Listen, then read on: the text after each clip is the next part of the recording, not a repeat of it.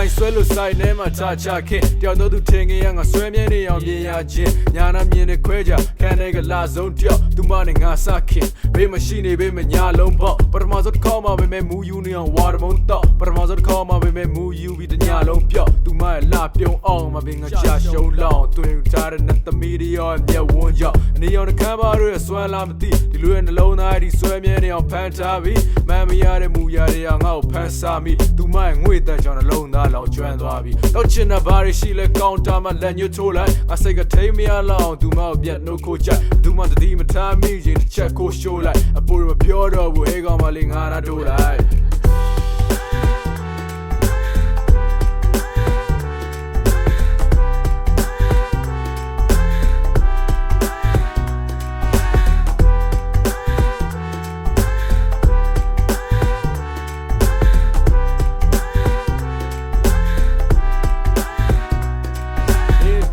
ကောင်းနေလုံးလုံးမရန်ကားပါတကယ်တော့နေတယောက်တည်းအချစ်ကိုပဲတန်းတာ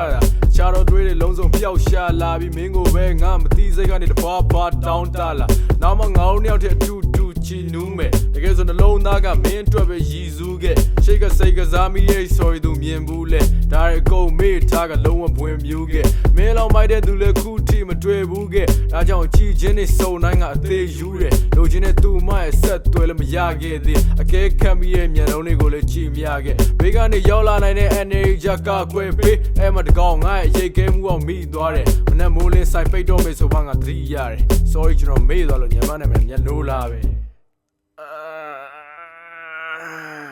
ယောတိုင်းဘာပဲရောက်နေအောင်